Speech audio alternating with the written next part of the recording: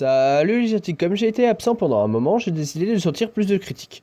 Donc aujourd'hui, comme je l'avais dit dans la dernière critique, je fais la critique de l'anime Akame ga Kill, qui a été écrit par le mangaka Takahiro et produit par le studio White Fox. Il comprend 24 épisodes et c'est un anime du genre action, fantasy et tragédie. Donc pour l'histoire, Tatsumi, un jeune combattant d'un petit village qui est pauvre, décide de partir à la capitale avec deux de ses amis pour entrer dans l'armée.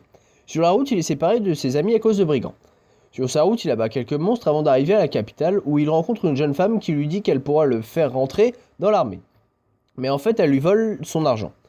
Plus tard, alors qu'il essaye de chercher un endroit où dormir, une jeune fille noble l'invite chez elle pour qu'il puisse se reposer et se nourrir. Mais la nuit suivante, le manoir où habite la jeune fille se fait attaquer par un groupe d'assassins. En essayant de protéger la noble, il se bat avec l'un des assassins qui se nomme Akame. Mais le combat est interrompu par les assassins qui suivent Akame. Et Tatsumi se retrouve face à la réalité. La jeune noble enlève des personnes pour les empoisonner et les torturer dans un entrepôt. Dans ce lieu, Tatsumi retrouve ses deux amis qui ont été empoisonnés et torturés. C'est alors qu'il tue la jeune noble de sang-froid, puis il se fait enlever par les assassins. C'est ainsi que l'histoire commence. Les points forts. Tous les personnages ont une importance dans cet animé. Les combats sont bien réalisés et pour une fois, dans un animé où il y a beaucoup de combats, il y a une bonne mixité. Il y a autant d'hommes que de femmes. Les points faibles. Il y a beaucoup de violence malheureusement. La fin de l'animé laisse perplexe et il est assez long à démarrer. Et il y a quelques scènes tristes. Donc pour les personnages, Tatsumi, jeune combattant entraîné par un vieux militaire dans un village pauvre, il souhaite gagner de l'argent pour son village en s'engageant dans l'armée de la capitale.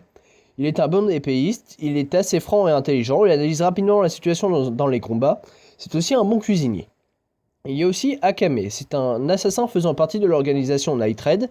Elle utilise toujours un sabre comme arme, c'est une bonne combattante, elle se bat pour ses idéaux, elle ne parle pas beaucoup, mais elle s'inquiète toujours pour les autres, et elle n'exprime que rarement ses sentiments. Donc il y a aussi Léoné, c'est la première personne que Tatsumi rencontre dans la capitale, c'est une jeune femme qui aime voler, elle est très joueuse, c'est pour ça qu'elle vole. Elle fait aussi partie de l'organisation Night Raid et c'est elle qui enlève Tatsumi. Il y a aussi Mine. C'est une jeune fille venant d'une famille qui vit dans la capitale et dans les tribus de l'Ouest. Étant métisse, elle subit beaucoup de discrimination. Elle a rejoint Night Raid pour son idéal qui serait un monde sans discrimination. Nous avons aussi Najenda, c'est la chef des Night Raid. Il lui manque un œil et un bras, mais c'est une bonne chef et une bonne combattante. Elle considère les personnes de Night Raid comme sa famille. Donc pour la fin, cet animé est très bien. Enfin après, c'est mon point de vue. Même si la fin m'a laissé perplexe. Je trouve que chaque épisode est plus intéressant que le précédent. On s'accroche facilement au personnage. L'ayant commencé le jour de la sortie du premier épisode, je peux vous dire que chaque semaine j'étais impatient de voir la suite de chaque épisode.